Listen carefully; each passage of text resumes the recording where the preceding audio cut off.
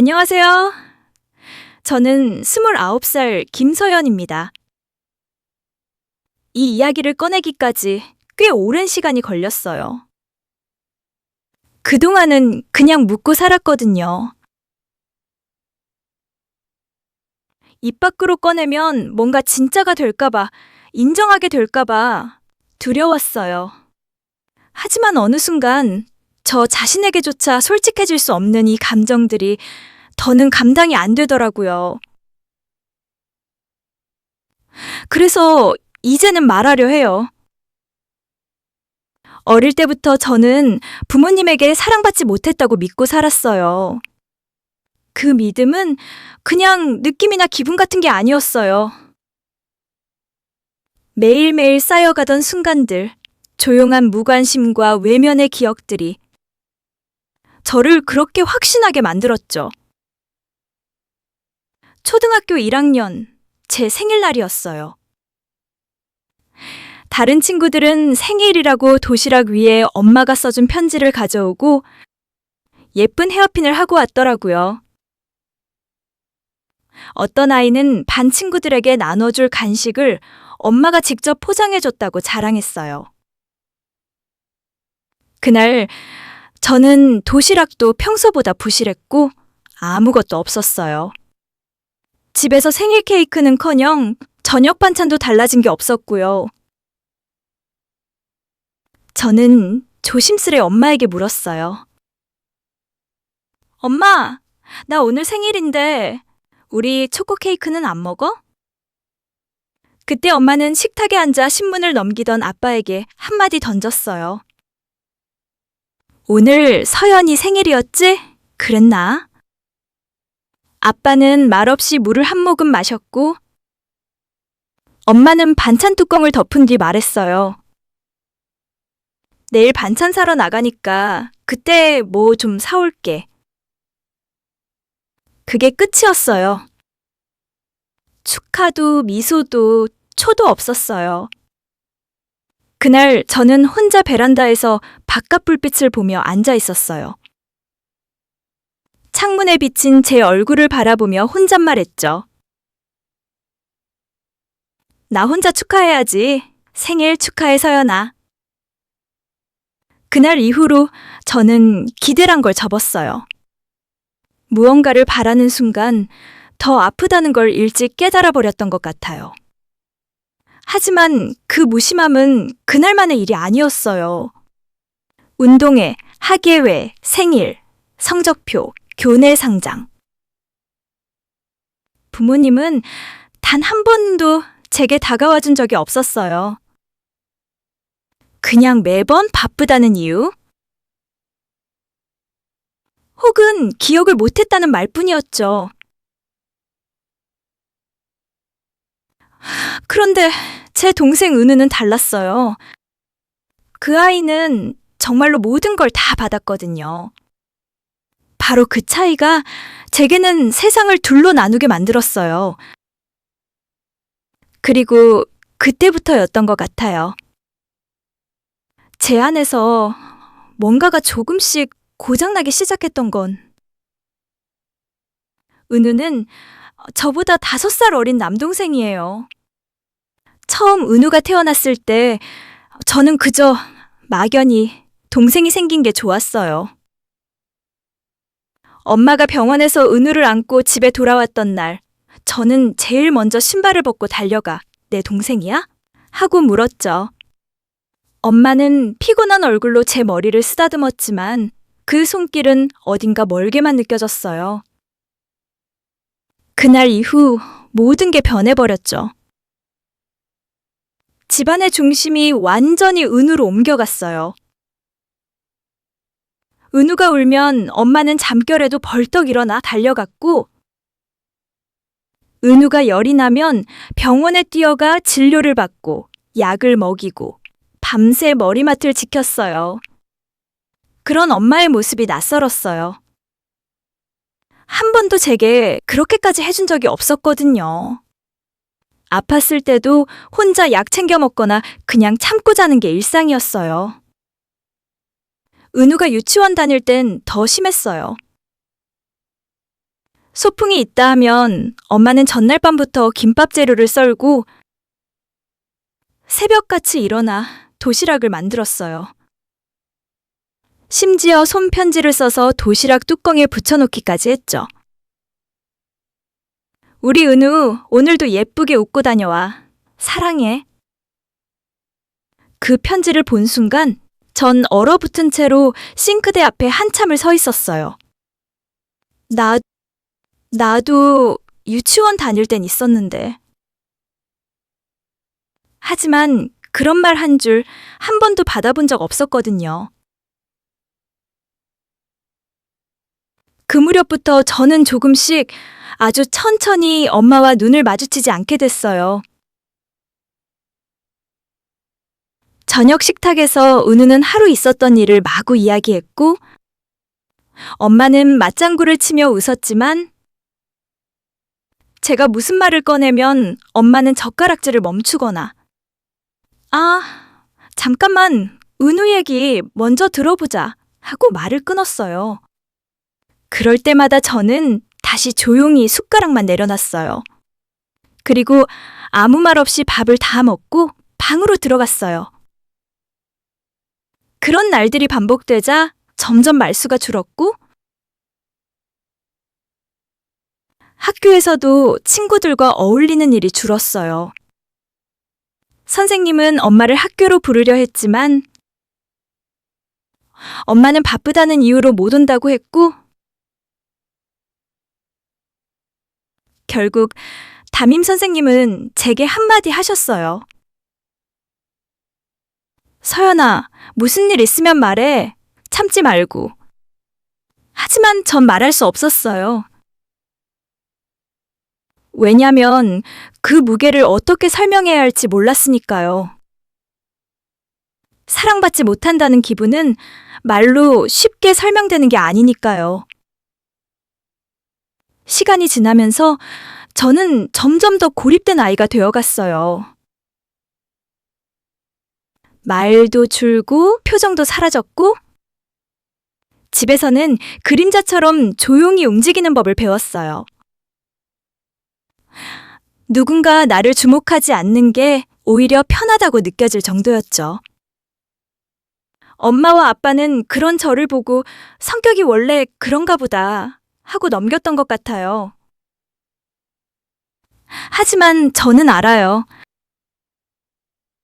그건 성격이 아니라 서서히 만들어진 벽이었어요. 애써 무시당하지 않기 위해 스스로 먼저 마음의 문을 닫은 거였죠. 중학교에 들어가면서 저는 더 철저히 혼자가 되었어요. 가끔은 일부러 늦게 집에 가고 친구 집에 간다며 시간도 때웠죠. 하지만 속으론 한 번이라도 왜 이렇게 늦었어? 걱정했잖아 라는 말을 듣고 싶었던 것 같아요. 정말 단 한 번이라도 그런 말을 들을 수만 있다면 나는 또다시 마음을 열 수 있었을지도 몰라요. 하지만 집에 들어서면 엄마는 늘 은우 옆에 앉아 있었어요. 은우의 숙제를 봐주고 간식을 챙기고 아기자기한 스티커를 붙인 공책을 보며 웃었어요. 그 모습은 마치 다른 세상 같았어요. 제가 알지 못하는 세계, 저와는 아무 상관없는 온기가 가득한 세계. 어느 날 저는 큰 용기를 내서 엄마에게 말했어요. 나도 학교에서 발표회 했어. 사람들 앞에서 발표했는데 선생님이 잘했다고 했어. 엄마는 고개를 돌리며 말했죠. 그래? 잘했네. 근데 지금 은우 숙제 봐줘야 돼서 나중에 얘기해 줄래? 그 말에 저는 고개를 끄덕였고 방으로 돌아가 문을 닫았어요. 그날 밤 베개를 뒤집고 엎드려 한참을 울었어요. 그 누구도 듣지 못하게. 그 누구에게도 들키지 않게. 그때부터 저는 마음속으로 다짐했어요. 이 집에서 난 투명한 존재라고. 사랑받을 수 없고 기억되지 않을 존재라고. 그래서 기대하지 않기로 했고 더 이상 노력하지 않기로 했어요. 말하지 않으면 실망할 일도 없고 기대하지 않으면 상처받을 일도 없으니까요. 그게 제 유일한 방어였어요. 그렇게 저는 점점 사라졌고 제 마음도 서서히 말라가고 있었어요. 고등학생이 되면서 저는 더 이상 가족이라는 틀에 스스로를 맞추려 하지 않았어요. 아침에 눈을 뜨면 인사 없이 집을 나섰고 저녁에도 조용히 방으로 들어가 문을 잠갔어요. 식탁에 앉는 일도 줄어들었고 대화도 점점 끊겼죠. 엄마는 어느 순간부터 저에게 아무 말도 하지 않았어요. 그저 집에 들어오면 은우야, 밥 먹자 하는 말만 들렸고 그 목소리는 마치 저에겐 해당되지 않는 언어처럼 멀게 느껴졌어요. 학교에서도 저는 조용한 아이로 통했어요. 수업 시간엔 눈을 피했고 쉬는 시간엔 책상에 고개를 묻었어요. 친구들은 처음엔 말을 걸었지만 제가 자꾸만 거리를 두자 어느새 조용히 떠나갔죠. 저는 혼자 밥을 먹고 혼자 교실을 나갔다 들어왔어요. 하지만 그게 오히려 익숙하고 편했어요. 어차피 어디에서도 나를 기다리는 사람은 없으니까요. 그러던 어느 날 교실에서 가정통신문이 돌았어요.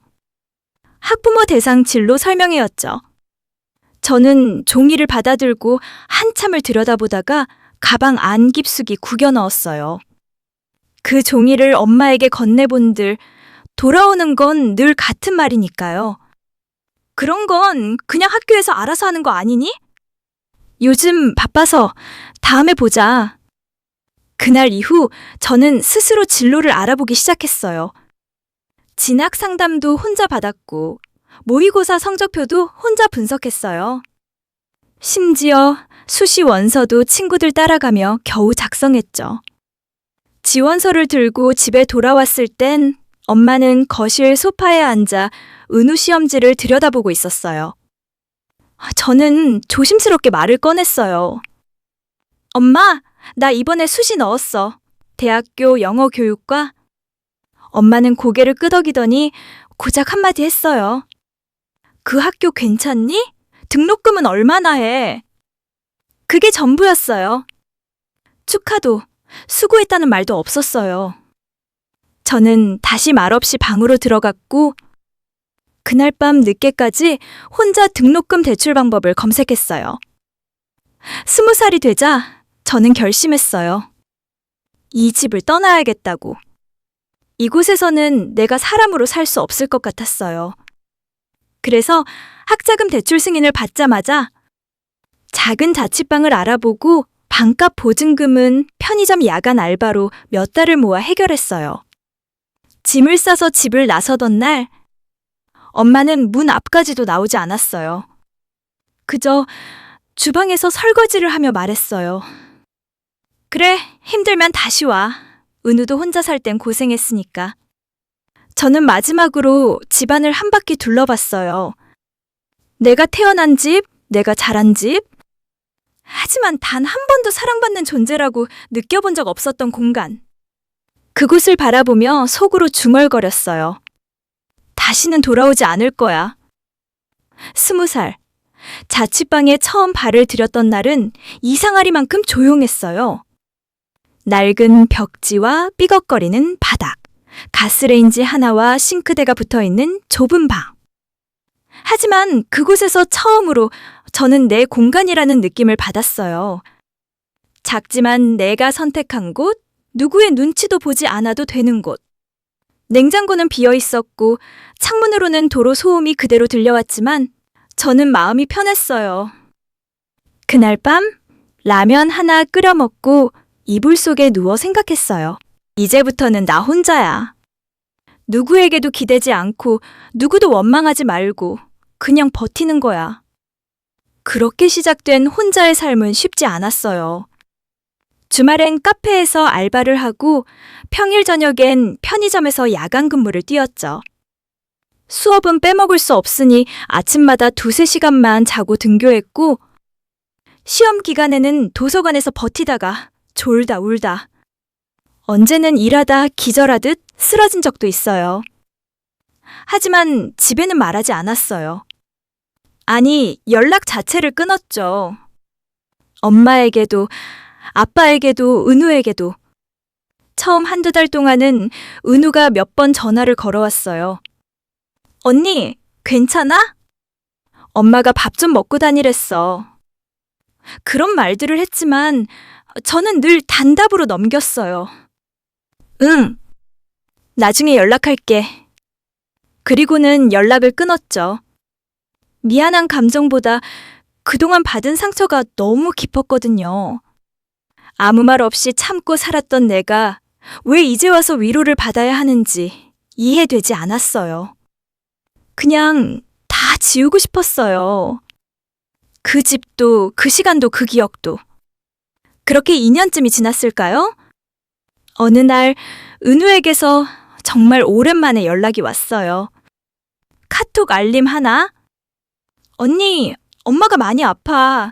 병원에 입원했어. 처음 그 메시지를 봤을 땐 아무런 감정이 들지 않았어요. 그래서 바로 닫아버렸죠.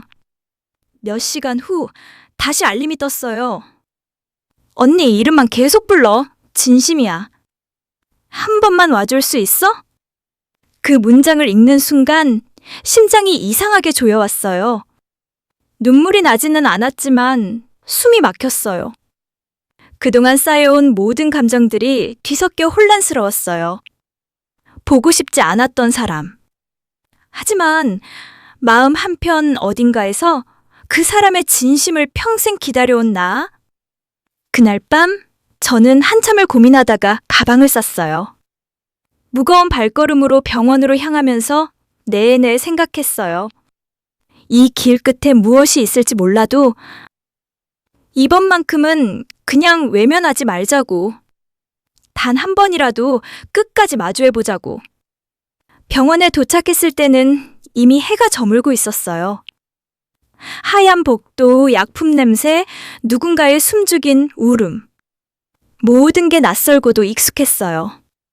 복도 끝 병실 앞에 선 순간 저는 한참을 그 자리에 서 있었어요. 문을 열 용기가 나지 않았어요. 그 안에 있는 사람이 나를 알아볼지조차 확신할 수 없었고, 만약 알아보지 못한다면 그동안의 모든 상처가 더 아플 것 같았거든요. 그때 은우가 조용히 나왔어요. 저를 보자마자 말도 없이 안아줬어요. 저는 가만히 서 있다가 그제야 묻듯이 말했어요. 엄마, 정말 많이 안 좋아? 은우는 고개를 끄덕였어요. 응, 간 기능이 거의 멈췄대. 의사 선생님이 준비하라고 하셨어. 그 말에 다리가 풀리는 줄 알았어요. 그토록 멀게 느껴졌던 사람이 이제는 내가 다가가기도 전에 떠나버릴지도 모른다는 사실. 가슴이 아팠다기보다는 이상하게 허전했어요. 그동안 원망만 해왔던 그 사람인데 막상 떠난다 하니 마음이 공허했어요.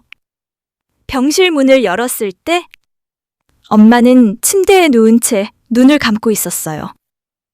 산소 마스크에 가려져 얼굴 대부분이 보이지 않았고 손은 유독 앙상하고 차가워 보였어요. 저는 천천히 다가가 침대 옆에 앉았어요. 그리고 그 손을 살며시 잡았어요. 지금껏 내가 그토록 피하고 외면했던 손. 차디찬 그 손을 잡자마자 제 안에 오래 묵은 감정이 솟구쳐 올랐어요. 그 손을 처음 잡았던 기억조차 희미했지만 지금 이 순간만큼은 선명했어요. 입술이 덜덜 떨리면서 말이 나왔어요. 엄마, 나 왔어. 서연이야. 기억해? 그 순간 엄마의 눈이 천천히 떴어요. 희미하게 흔들리는 눈동자가 저를 향했어요. 그리고 아주 작게, 정말 작게 말했어요. 아, 저는 입술을 깨물며 고개를 끄덕였어요. 응, 나야, 나왔어. 엄마의 입꼬리가 아주 천천히 올라갔어요. 그 표정은 내가 평생 바라왔던 미소였어요. 말로 설명할 수 없는, 그토록 듣고 싶었던 이름 한마디가 그렇게, 내 이름이 이렇게 따뜻하게 들린 건 처음이었어요. 그 순간 저는 깨달았어요.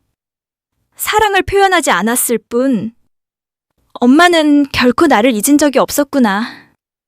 엄마는 여전히 숨이 가빴고 말 한마디 한마디가 고통스러워 보였어요.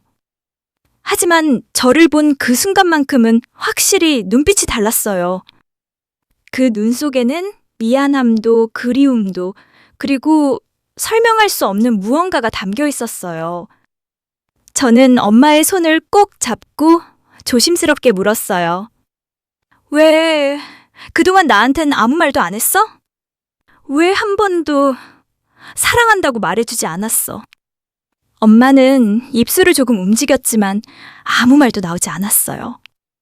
눈에 눈물이 고이더니 아주 천천히 뺨을 타고 한 줄기 흘러내렸어요. 그 순간 은우가 병실 구석에 놓인 작은 종이 가방을 들고 왔어요. 언니, 이거 엄마가 항상 들고 다니던 거야. 언니 거라고. 절대 누구한테도 보여주지 말라고 했었는데. 이제 보여줘도 될 것 같아. 은우가 건넨 건 낡은 노트 한 권이었어요. 겉표지는 군청색, 모서리는 다 해지고 바랜 종이들. 손때가 얼마나 묻었는지 글씨도 흐릿한 곳이 많았어요. 노트 표지 안쪽에 연필로 희미하게 적힌 문구가 있었어요. 서연이 나의 첫 번째 하루. 그 문장을 보는 순간 가슴이 철렁 내려앉았어요. 노트 안을 펼쳐보니 제가 태어난 날부터 고등학교 졸업할 때까지 엄마가 매일 써내려간 일기였어요. 오늘 서연이가 웃었다. 처음으로 나를 보고 웃었다. 세상이 멈춘 것 같았다. 서연이가 열이 나서 밤새 안고 있었다. 간호사 근무를 가야 했지만 이 아이를 두고 갈 수가 없었다. 결국 대타를 부탁했다. 월급이 깎이겠지만 괜찮다. 아이가 더 중요하니까. 페이지를 넘길수록 저는 숨을 쉴 수가 없었어요. 내가 몰랐던 엄마의 하루들이, 내가 보지 못했던 순간들 속에 엄마는 날 매일같이 바라보고 있었어요. 서연이가 오늘도 조용하다. 무슨 말을 하고 싶은 걸까? 엄마가 너무 바빠서 놓친 건 아닐까? 오늘 밤엔 꼭 먼저 말을 걸어봐야지. 서연이가 내 눈을 피한다. 가슴이 찢어질 것 같다. 하지만 이 아이는 강하다. 나처럼 되지 않게 하려면 엄마가 더 강해져야 한다. 저는 그 자리에서 노트를 끌어안고 울었어요. 어릴 적 그토록 원망했던 사람, 그토록 멀게 느껴졌던 사람, 그 사람의 하루가 전부 나로 채워져 있었다는 걸 너무 늦게 이제야 알게 된 거였어요. 눈물이 멈추지 않았어요. 가슴이 터질 것 같았고 왜 이제야 이걸 알게 된 건지 스스로가 너무 밉고 어리석게 느껴졌어요. 그동안 저는 엄마가 나를 사랑하지 않았다고 확신했어요. 표현이 없었고 말이 없었고 늘 동생만 챙긴다고 믿었으니까요. 하지만 그건 제 시선에서만 본 반쪽짜리 진실이었어요. 엄마는 그저 말이 서툴렀고 그 모든 감정을 이 낡은 노트 안에 담아왔던 거였어요. 엄마, 왜 이런 걸? 나한텐 한 번도 안 보여줬어. 엄마는 대답하지 못했어요. 산소 마스크 너머로 미세하게 흔들리는 눈빛만이 그 질문에 대한 대답처럼 느껴졌어요. 그 눈엔 스스로를 탓하는 듯한 깊은 미안함이 담겨 있었고 모든 걸 다 알고 있었지만 아무 말도 하지 못했던 긴 시간들이 겹쳐져 있었어요. 은우가 조심스럽게 말을 이었어요. 언니가 중학교 들어갈 무렵부터 엄마 많이 아팠어. 간 수치가 계속 안 좋았고 병원도 자주 다녔어. 그런데 엄마는 아프다는 얘기를 절대 하지 않았어. 아빠한테도 나한테도 아무한테도. 왜? 언니한텐 더더욱 말 안 했지. 너 걱정할까봐. 엄마는 늘 그랬어. 서연인 자기가 다 알아서 하는 아이라고? 기댈 데 없어도 잘 버티는 아이라고. 그래서 더 많이 기대고 더 많이 밀었던 것 같아. 그 말을 듣는 순간 지난 시간이 하나둘 떠올랐어요. 엄마가 늘 피곤해 보였던 얼굴, 내 말에 대답이 없던 저녁, 은우를 돌보느라 바빠 보였던 모든 장면들. 그건 무관심이 아니었어요. 사랑이라는 감정에 짓눌려 숨도 못 쉬면서도 그걸 드러낼 줄 몰랐던 한 사람의 삶이었어요. 그리고 지금 그 사랑은 고요히 사라질 준비를 하고 있었어요. 저는 엄마의 손을 다시 꼭 잡았어요. 말없이 아주 조심스럽게 머리를 엄마의 어깨에 기대었어요. 엄마는 마지막으로 제 손을 단단히 쥐었고 그 손은 마치 이제야 전하고 싶던 걸 네가 알아줘서 고맙다는 인사 같았어요. 그렇게 한참 동안 저는 아무 말도 하지 못한 채 울었어요. 말로는 다 담을 수 없는 감정이란 게 있다는 걸 그날 처음 알았어요. 그리고 그 감정의 이름은 엄마였어요. 그날 밤 병실의 불은 희미하게 꺼져 있었고 모니터에선 일정한 리듬으로 생체 신호가 깜빡이고 있었어요. 엄마는 고요하게 잠든 듯 누워 있었고 은우는 간이 침대에 걸터 앉은 채 말없이 창밖을 보고 있었어요.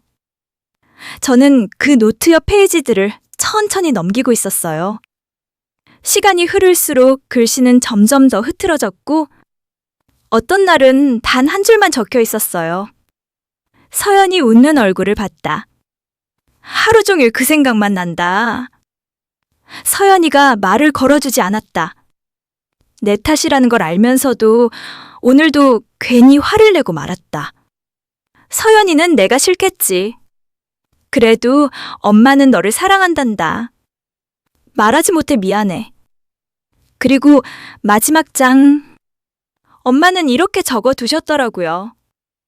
내 딸 서연아. 엄마는 너를 자랑스러워한단다.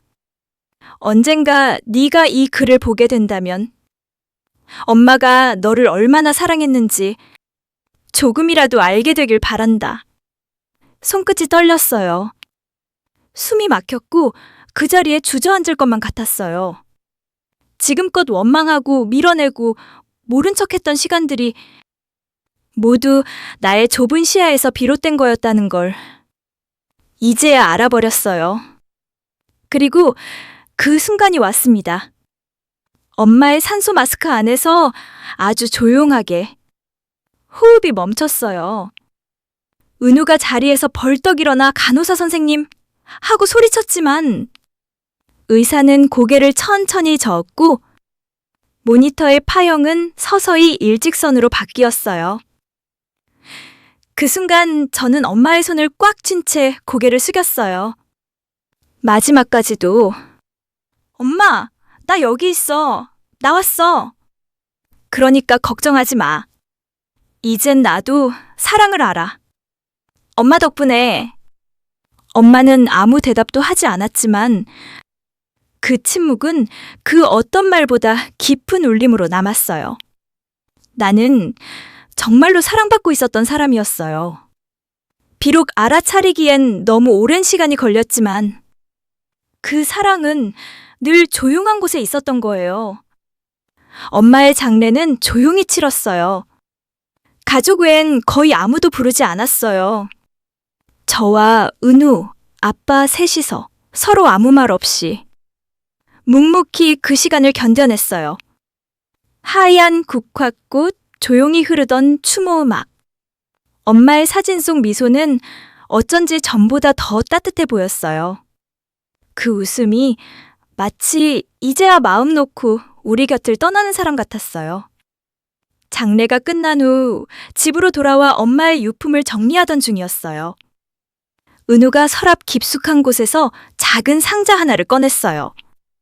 그 안에는 제가 초등학생 때 그렸던 그림, 색종이로 만든 어설픈 종이꽃, 학예회에서 나눠줬던 프로그램 안내지, 그리고 낯익은 봉투 하나가 들어있었어요.